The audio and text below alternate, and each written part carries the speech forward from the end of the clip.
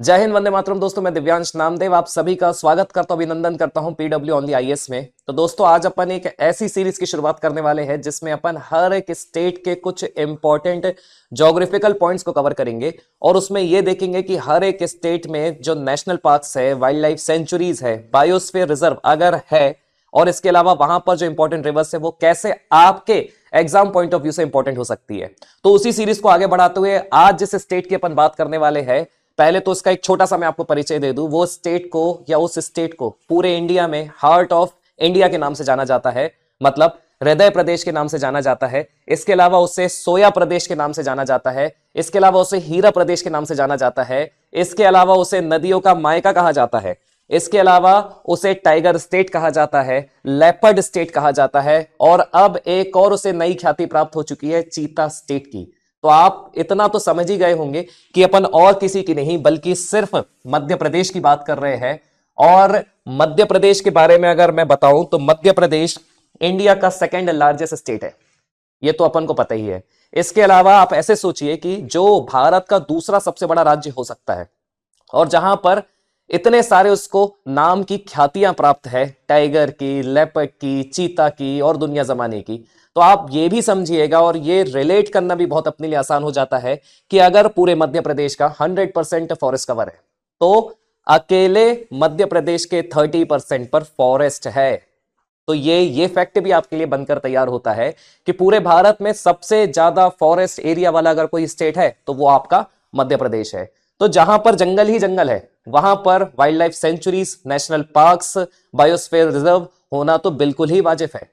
तो अपन इसी को आगे बढ़ाते हुए ये समझते हैं कि मध्य प्रदेश में टोटल नंबर ऑफ कितने नेशनल पार्क्स है और अपन हर एक नेशनल पार्क को थोड़ा बहुत स्पॉट करने की कोशिश करेंगे और ये समझेंगे कि यहां पर जितने भी नेशनल पार्क्स हैं वो कैसे अदर स्टेट के नेशनल पार्क से डिफरेंट है और मध्य प्रदेश जो है वो पूरे भारत के दूसरे राज्यों से कैसे एक अलग इंपॉर्टेंस रखता है फॉरेस्ट के रेफरेंस में, जंगल के रेफरेंस में।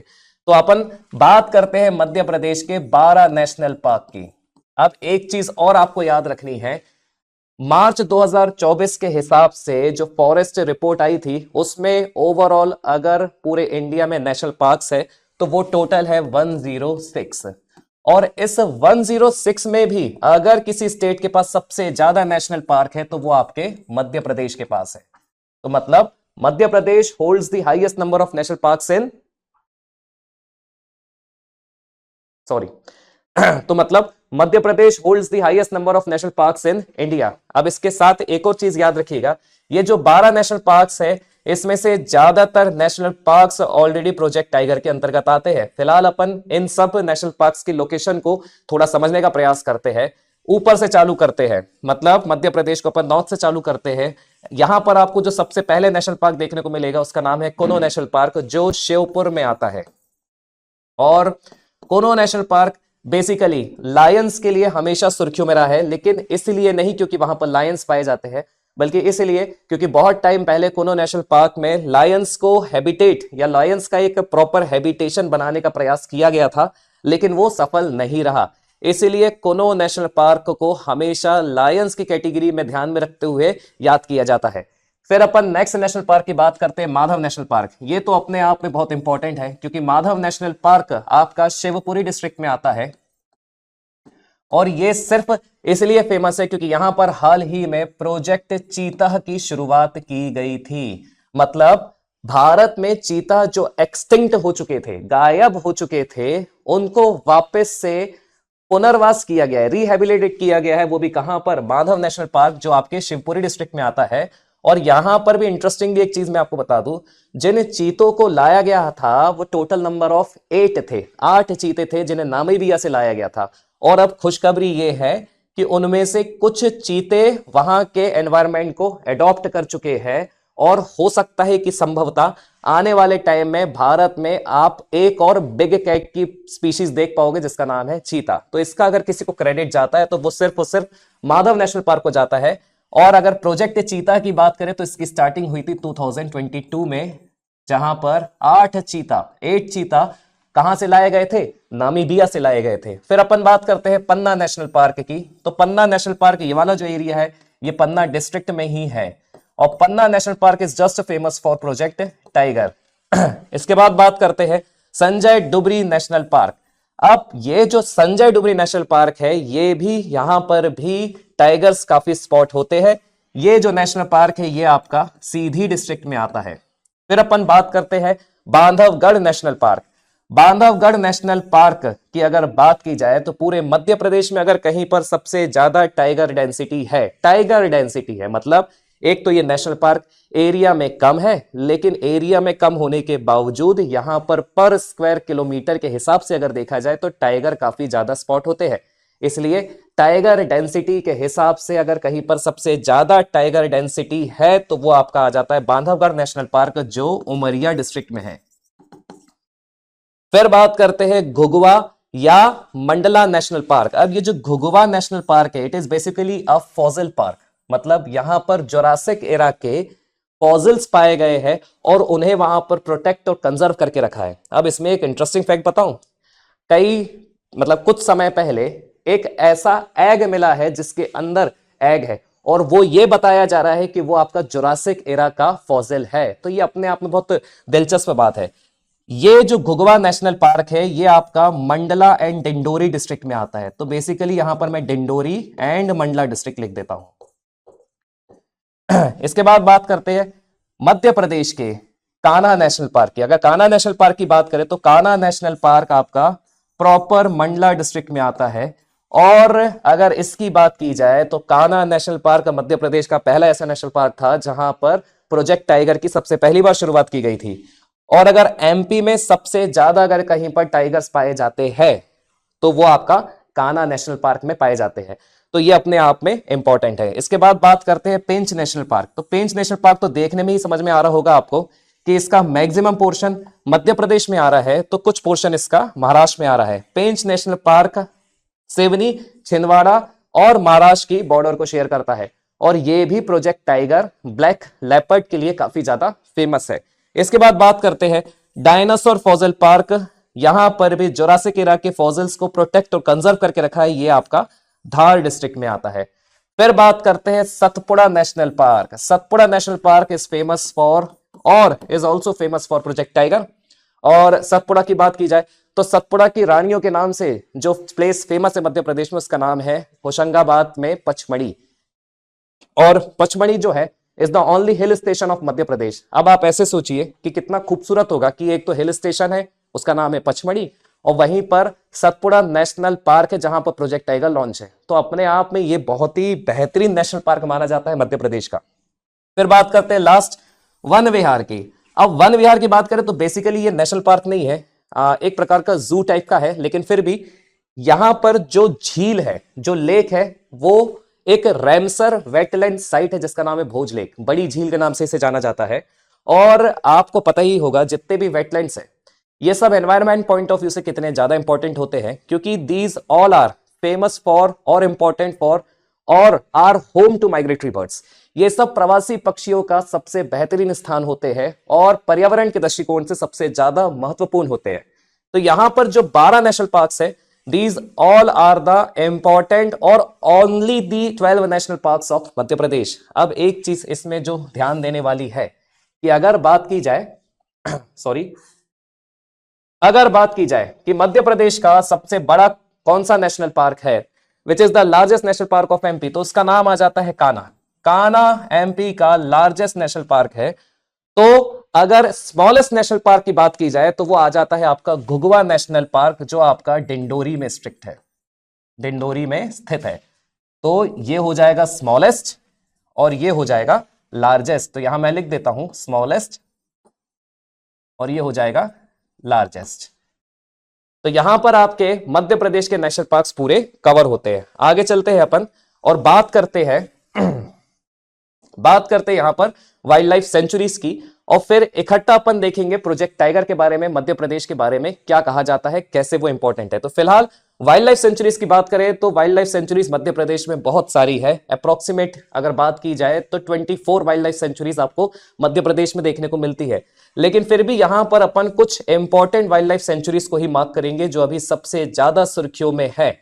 यहां पर जितनी भी वाइल्ड लाइफ सेंचुरीज दी है आपको, उसमें अभी रिसेंट की जो वाइल्ड लाइफ सेंचुरी है जो सबसे ज्यादा सुर्खियों में है, उसका नाम है Nauradehi wild life century.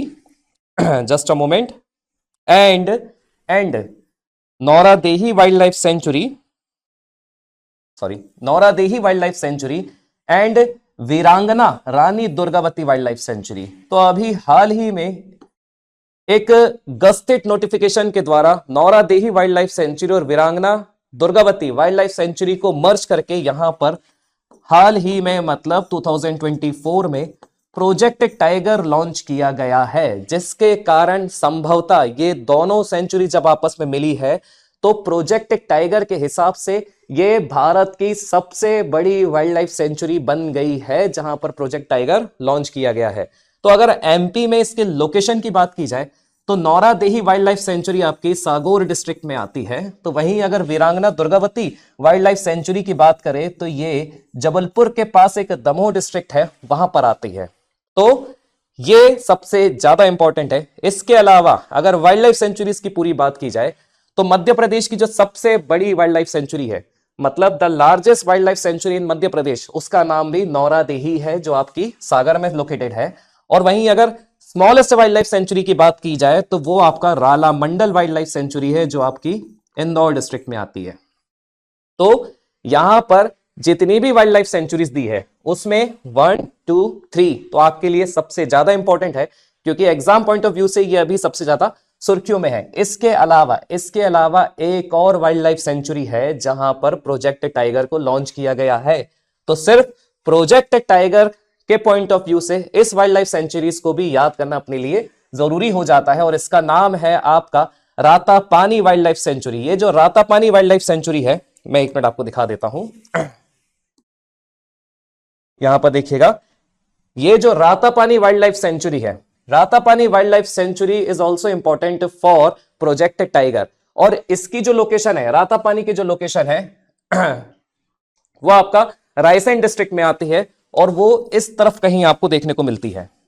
Raisen district जो रहेगा आपका, अभी इसमें माफी चाहूंगा स्पॉटेड नहीं है, लेकिन रायसेन आपका इस साइड पड़ता है। तो रायसेन डिस्ट्रिक्ट में ही आपका रातापानी वाइल्ड लाइफ सेंचुरी है। और ये जो रातापानी वाइल्ड लाइफ सेंचुरी है, it is famous for project tiger. तो मैंने जितने भी आपको नाम बताए एमपी के रेफरेंस में, ज्यादातर नेशनल पार्क्स, सबके सब नेशनल पार्क्स की अगर बात की जाए तो वो या तो वहां पर प्रोजेक्ट टाइगर के लिए वो फेमस है, या फिर वहां पर तेंदुए लेपर्ड्स के लिए फेमस है, या फिर वहां पर चीता उसके लिए फेमस है। तो आप बात को समझिएगा, अगर एमपी को अपन टाइगर स्टेट बोल रहे हैं तो टाइगर स्टेट सिर्फ इसलिए बोल रहे हैं क्योंकि पूरे भारत में सबसे ज्यादा टाइगर्स मध्य प्रदेश में देखने को मिलते हैं। तो मध्य प्रदेश की अगर रेफरेंस की बात की जाए तो मध्य प्रदेश में प्रोजेक्ट टाइगर की शुरुआत कान्हा नेशनल पार्क से होती है इन द ईयर 1973। और मध्य प्रदेश में ऐसे कितने नेशनल पार्क है जो प्रोजेक्ट टाइगर में शामिल है, तो उसको याद करने की एक बहुत बेहतरीन ट्रिक है। इस ट्रिक का नाम है सबकी पंपास। अब इधर ध्यान से देखिएगा, ऐसे तो देखा जाए pampas is a type of grassland, है ना, ये एक टेम्परेट ग्रासलैंड है जो बेसिकली आपका साउथ अमेरिका कॉन्टिनेंट के अर्जेंटीना में पाई जाती है। तो उसी से प्रेरित होकर हम ये ट्रिक बना रहे हैं। तो प्रोजेक्ट टाइगर मध्य प्रदेश में टोटल 6 नेशनल पार्क्स में वर्तमान स्थिति में है। नेशनल पार्क्स की सिर्फ बात कर रहा हूं मैं। सा से आ जाता है सतपुड़ा टाइगर रिजर्व, बा से आ जाता है बांधवगढ़ टाइगर रिजर्व, का से आ जाता है कान्हा टाइगर रिजर्व, पम से आ जाता है पेंच टाइगर रिजर्व, पा से आ जाता है पन्ना टाइगर रिजर्व, ता से आ जाता है संजय टाइगर रिजर्व। तो total number of 6 national parks में आपके प्रोजेक्ट टाइगर लॉन्च है। इसके अलावा मैंने अभी आपको बताया कि एक वाइल्ड लाइफ सेंचुरी है जिसका नाम है रातापानी, और नौरादेही और वीरांगना रानी दुर्गावती को मर्ज करके प्रोजेक्ट टाइगर अभी हाल ही में लॉन्च किया गया है। तो दोनों को मर्ज करने के बाद नौरादेही एंड रानी दुर्गावती, इन दोनों को मर्ज करने के बाद मध्य प्रदेश में टोटल 8 प्लेसेस पर प्रोजेक्ट टाइगर अभी फिलहाल लॉन्च्ड है। आप समझ सकते हैं कि मध्य प्रदेश प्रोजेक्ट टाइगर के मामले में इतना अग्रणी राज्य क्यों है। अब अपन आगे बढ़ाते हैं और नेशनल पार्क्स और वाइल्ड लाइफ सेंचुरीज को यहाँ अपन विराम देते हैं और अपन नेक्स्ट टॉपिक की तरफ चलते हैं, बायोस्फीयर रिजर्व की बात करते हैं। तो ऐसे तो देखा जाए बायोस्फीयर रिजर्व जैव आरक्षित क्षेत्र होते क्या है, तो आपको पता है कि biosphere reserves are those areas that are rich in flora, faunas and species. और बायोस्फीयर रिजर्व को बनाया ही इसलिए जाता है ताकि हम अपने एनवायरमेंट पॉइंट ऑफ व्यू से इन सारी चीजों को कंजर्व कर सके, प्रोटेक्ट कर सके। इसलिए जितने भी बायोस्फीयर रिजर्व होते हैं वहां पर 3 प्रकार के आपको एरियाज देखने को मिल जाते हैं। सॉरी, वहां पर 3 प्रकार के आपको एरियाज देखने को मिल जाते हैं। जो सबसे बाहर का एरिया होता है उसे बोलते हैं अपन ट्रांजिशन। ट्रांजिशन नाम से ही समझ में आ रहा होगा, संचरण केंद्र, ट्रांजिट, संचरण मतलब घूमने फिरने वाला, संचरण करने वाला एरिया। फिर उसके पहले जो आता है उसका नाम है बफर, और फिर सबसे अंदर जो एरिया रहता है उसका नाम है कोर। तो यहां पर तो घूमना फिरना अलाउ है, लेकिन यहां पर कुछ लिमिटेड एरियाज तक ही आप घूम फिर सकते हो। वहीं अगर कोर की बात करें तो यहां पर हर प्रकार की ह्यूमन एक्टिविटी से रिस्ट्रिक्टेड होती है। तो ये बायोस्फीयर का अपना एक जोन हो जाता है, इसे अपन जोन बोल सकते हैं। अगर मध्य प्रदेश की बात की जाए तो मध्य प्रदेश में सिर्फ 3 ही बायोस्फीयर रिजर्व है ना। और अगर भारत की बात की जाए तो भारत में देयर आर 18 बायोस्फीयर रिजर्व। वहीं एमपी की बात की जाए तो एमपी में सिर्फ 3 ही है। 3 को मेमोराइज करना भी बहुत आसान है अगर देखा जाए तो 3 में पहला नाम आ जाता है आपका पचमढ़ी बायोस्फीयर रिजर्व। अभी बताया मैंने, पचमढ़ी आपका होशंगाबाद डिस्ट्रिक्ट में आता है and is the only hill station of MP. और इसको 1999 में बायोस्फीयर की कैटेगरी में रखा गया था। उसके बाद बात करते हैं अचानक मार। अचानक मार आपका अमरकंटक डिस्ट्रिक्ट, अमरकंटक मतलब अचानक मार, अमरकंटक बेसिकली अनूपपुर डिस्ट्रिक्ट में आता है और इसे 2005 में बायोस्फीयर रिजर्व घोषित किया था। और थर्ड आ जाता है आपका पन्ना बायोस्फीयर रिजर्व, इसे 2011 में बायोस्फीयर रिजर्व का स्टेटस दिया था। तो अगर आप कोई एक भी याद रख लो तो आप बायोस्फीयर को कुछ इस तरीके से याद कर सकते हो कि अगर मध्य प्रदेश के बायोस्फीयर कभी पूछा जाता है तो उसका भी कोड अपन बना सकते हैं पाप, PAP, स्टार्टिंग फ्रॉम पचमढ़ी, अचानक मार एंड पन्ना। और अगर इन तीनों में आप ध्यान से देखेंगे तो हर एक बायोस्फीयर रिजर्व में 6 साल का डिफरेंस है। तो ईयर भी याद करना आसान है, नाम भी याद करना आसान है और ट्रिक भी आपके लिए आसान है। तो यहां पर बायोस्फीयर रिजर्व भी आपका एंड होता है। फिर अपन बात करते हैं मध्य प्रदेश को क्यों नदियों का मायका कहा जाता है, तो इसलिए क्योंकि यहां पर बहुत सारी नदियां हैं। मध्य प्रदेश में एक प्रकार से देखा जाए तो काफी सारी नदियां हैं, थोक के भाव में नदियां हैं भी बोलूं तो गलत नहीं हो जाएगा लेकिन फिर भी अगर देखा जाए तो मध्य प्रदेश की अगर कोई जीवन रेखा है या मध्य प्रदेश की जीवन रेखा के नाम से किसी नदी को जाना जाता है तो उनका नाम है नर्मदा जी। और नर्मदा जी का भी महत्व उतना ही है जितना भारत में यमुना जी का है, गंगा जी का है, गोदावरी जी का है। तो अपन धीरे धीरे समझते हैं। सबसे इंपॉर्टेंट रिवर की बात की जाए तो मध्य प्रदेश में नर्मदा जी के अलावा ताप्ती, चंबल, सोन, ये कुछ इंपॉर्टेंट फेमस रिवर है जो मध्य प्रदेश में फ्लो करती है। अब अपन धीरे से समझते हैं। अगर अपन यमुना की बात की जाए तो वैसे तो यमुना मध्य प्रदेश में नहीं बहती है, लेकिन यमुना की जो सबसे बड़ी ट्रिब्यूटरी है उसका नाम है चंबल। यहां पर ये आपको चंबल दी है। और यमुना नदी में चंबल के अलावा सिंध, बेतवा, यहां पर देखिए सिंध, बेतवा, धासन और केन नदियां भी आके मिलती है। और यमुना नदी के बाद जैसे यमुना जी आगे बढ़ती है तो प्रयागराज के ठीक पहले मध्य प्रदेश की एक और नदी है जो यमुना जी में आके मिलती है, उसका नाम है सोन रिवर। तो ऐसे समझिएगा, अगर मध्य प्रदेश में इंपॉर्टेंट रिवर्स की बात की जाए तो उसमें चंबल, सिंध, सोन, धासन, केन और नर्मदा, शिप्रा आपकी फेमस है। अब आने वाले टाइम में जो कुंभ होगा वो आपका शिप्रा नदी में होगा। और इसके अलावा नर्मदा जी जो मध्य प्रदेश में, जिन्हें मध्य प्रदेश की जीवन रेखा की ख्याति प्राप्त है, वो आपको देखने को मिल जाती है। तो एक बार अपन सबसे पहले तो नर्मदा जी को जरा ध्यान से देख लेते हैं। अगर नर्मदा जी की अपन बात की जाए तो नर्मदा जी आपकी सतपुड़ा और विंध्याचल मतलब ऊपर वाली जो रेंज है, इसे ऊपर वाली जो माउंटेन रेंज है एक प्रकार से इसे विंध्याचल माउंटेन रेंज कहा जाता है। और नीचे वाली जो माउंटेन रेंज है इसे सतपुड़ा माउंटेन रेंज कहा जाता है। तो नर्मदा रिवर बेसिकली इन दो माउंटेन रेंजेस के बीच से होकर निकलती है। और अगर नर्मदा जी की बात की जाए तो नर्मदा जी का जो ओरिजिन है वो अमरकंटक माना जाता है। और अमरकंटक जो डिस्ट्रिक्ट है वो बेसिकली आपकी अनूपपुर डिस्ट्रिक्ट, सॉरी, अमरकंटक जो प्लेस है वो बेसिकली अनूपपुर डिस्ट्रिक्ट में लोकेटेड है।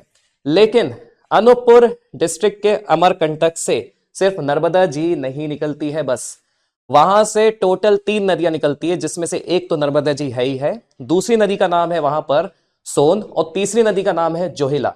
तो सोन अभी मैंने बताया आपको गंगा जी की ट्रिब्यूटरी है, वही नर्मदा जी एंड ताप्ती, फिलहाल तो नर्मदा जी की बात कर रहे हैं जो विंध्याचल और सतपुड़ा से फ्लो हो रही है, लेकिन ध्यान से देखिए Narmada ji is the only river which is west flowing, sorry not the only river, Narmada ji and Tapti ये दोनों ही नदी वेस्ट फ्लोइंग रिवर मानी जाती है। मतलब ऐसी नदी जो पूरब से जिसका ओरिजिन हो रहा है तो वो बहते हुए कहां जा रही है, वेस्टवर्ड्स। तो आप ऐसे भी समझ सकते हैं कि अगर एमपी की ज्योग्राफिकल लोकेशन के हिसाब से देखें तो यहां पर आपका ऊपर वाला स्थान होगा, और फिर वही नर्मदा जी आपकी ड्रेन होते हुए विंध्याचल और सतपुड़ा के बीच से निकलते हुए रिफ्ट वैली भ्रंश घाटी बनाते हुए कहां जाके गिरती है, गल्फ ऑफ, मतलब खंबात की खाड़ी में और गल्फ ऑफ खंबात में। तो नर्मदा जी में जो इंपॉर्टेंट डैम है, अब अपन उनकी बात करते हैं। तो नर्मदा जी में जो सबसे इंपॉर्टेंट डैम है, एक तो हो जाता है आपका इंदिरा सागर डैम, फिर सरदार सरोवर डैम जो काफी डिस्प्यूटेड रहा है काफी लंबे समय तक ड्यू टू क्लाइमेट चैलेंजेस। इसके बाद बरगी डैम भी नर्मदा रिवर पर लोकेटेड है। तो यहां पर नर्मदा रिवर पर 3 सबसे इंपॉर्टेंट डैम आपके सामने हैं। अब बात करते हैं एक और नदी की जो वेस्ट फ्लोइंग है, जिसका नाम है तवा। तो ध्यान से देखिएगा, मैंने अभी बताया कि नर्मदा जी अगर ऐसे बह रही है या ऐसे ड्रेन हो रही है, ऊपर साइड आपका विंध्याचल माउंटेन रेंज है और नीचे साइड आपका सतपुड़ा माउंटेन रेंज है। तो होगा क्या, नर्मदा जी के ठीक नीचे पैरेलली ताप्ती रिवर भी फ्लो करती है।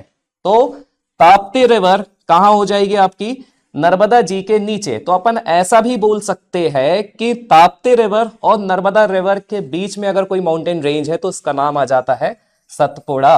और ताप्ती रिवर भी आपकी वेस्ट फ्लोइंग रिवर है जो कहां पर जाके गिरती है, गल्फ ऑफ खंबात में ही जाके गिरती है। इन 2 रिवर के अलावा अपन समझते हैं कि और कौन कौन सी रिवर इंपॉर्टेंट है। तो इन 2 रिवर के अलावा अपन यहां पर देखते हैं चंबल नदी की बात करते हैं। अब चंबल नदी पूरे एशिया में सबसे ज्यादा सॉइल इरोजन करने वाली नदी मानी जाती है, मतलब सबसे ज्यादा मृदा अपरदन करने वाली नदी मानी जाती है। और अगर सॉइल इरोजन की बात करें तो चंबल में एक बहुत बड़ी और गंभीर समस्या हमेशा से रही है, जिसे अपन बीहड़ के क्षेत्र के नाम से जानते हैं। मध्य प्रदेश में चंबल के द्वारा जो सॉइल इरोजन करके बड़े बड़े रेत के टीले बनाए गए हैं, उसे वहां के स्थानीय निवासी बीहड़ के नाम से जानते हैं। तो यहां पर आपकी सारी इंपॉर्टेंट रिवर्स सामने है और लगभग लगभग सारी अपन इंपॉर्टेंट रिवर्स के नाम देख चुके हैं जो आपके मध्य प्रदेश के पॉइंट ऑफ व्यू से इंपॉर्टेंट है। अब अपन आगे बढ़ते हैं और यहां पर जो सबसे इंपॉर्टेंट प्रोजेक्ट्स है उस पर भी एक बार फोकस कर लेते हैं। अगर चंबल रिवर की बात की जाए तो चंबल रिवर पर बेसिकली 3 सबसे इंपॉर्टेंट प्रोजेक्ट है जो आपको मध्य प्रदेश में देखने को मिलेंगे। इसको भी याद करना बहुत आसान है। चंबल रिवर पर जो 3 इंपॉर्टेंट प्रोजेक्ट्स है उसे आप ऐसे देख सकते हैं और गरज के नाम से याद कर सकते हैं। तो कहने का मतलब है अगर आपको चंबल रिवर पर प्रोजेक्ट्स याद करने हैं जो मल्टीपर्पस है तो आप ऐसे याद कर सकते हैं कि चंबल में गरजना, जिसमें से जी से आ जाता है आपका गांधी सागर, रा से आ जाता है आपका राणा प्रताप सागर, जा से आ जाता है आपका जवाहर सागर। तो ये 3 मल्टीपर्पस प्रोजेक्ट आपके चंबल रिवर पर लोकेटेड है। वहीं अगर आप नेक्स्ट सबसे इंपॉर्टेंट प्रोजेक्ट की बात करें जो एमपी में काफी फेमस है तो वो बेतवा रिवर पर है, और यहां पर जो प्रोजेक्ट आपको देखने को मिलेगा उसका नाम है माता टीला प्रोजेक्ट। माता टीला प्रोजेक्ट। और इसके अलावा एक और प्रोजेक्ट है बेतवा में, उसका नाम है राजघाट प्रोजेक्ट। चलिए फिर अपन आगे बढ़ते हैं और लास्ट सोन रिवर की बात करते हैं। तो सोन अभी मैंने आपको बताया था कि सोन बेसिकली गंगा जी की ट्रिब्यूटरी मानी जाती है जो साउथ से मिलती है। अब सोन में जो प्रोजेक्ट है जो काफी इंपॉर्टेंट है उसका नाम है बाण सागर प्रोजेक्ट। बाण सागर प्रोजेक्ट। तो आपको सोन रिवर में बाण सागर प्रोजेक्ट भी याद करना पड़ेगा, क्योंकि ये जो बाण सागर प्रोजेक्ट है ना, ये एक मल्टीपर्पज प्रोजेक्ट है और इसमें जो बेनिफिशियरी स्टेट है उसमें आपका इसमें जो बेनिफिशियरी स्टेट है उसमें आपका बिहार तो आते ही आता है, साथ में मध्य प्रदेश भी आ जाता है एंड महाराष्ट्र साथ में मध्य प्रदेश भी आ जाता है एंड आपका यूपी भी आ जाता है। यहां पर महाराष्ट्र नहीं आएगा, सॉरी, यहां पर यूपी भी आता है। तो इसको भी याद करना बड़ा बेहतरीन है। पहले के लोग ऐसे याद कर सकते हैं, याद करने के दृष्टिकोण से ही बता रहा हूं कि पहले के लोग सोने का बाण चलाते थे और सोने का बम फेंकते थे। तो जब सोने का बाण और सोने के बम की अपन बात करें तो सोने के बम से हो जाता है इससे या बाण सागर से लाभान्वित होने वाले राज्य। बम मतलब BUM, जिसमें बी से आ जाता है आपका बिहार, यू से आ जाता है यूपी एंड एम से ऑब्वियस सी बात है क्योंकि सोन नदी मध्य प्रदेश से निकल रही है तो एम से क्या आ जाएगा, मध्य प्रदेश। तो सोने का बम तो सोने का बाण से आ जाता है बाण सागर प्रोजेक्ट, और ये दोनों ही आपका किससे रिलेट करता है, सोन रिवर से रिलेट करता है। तो यहां पर मध्य प्रदेश का रिवर टॉपिक भी कंप्लीट है। तो इसी के साथ अपनी पहली सीरीज जिसमें अपन ने मध्य प्रदेश को पढ़ा है उसे समाप्त करते हैं। और कमेंट करके जरूर बताइएगा कि आपको हमारा ये वीडियो कैसा लगा, क्योंकि ये हमारी तरफ से एक छोटा सा प्रयास है आपके लिए। Thank you so much. जय हिंद।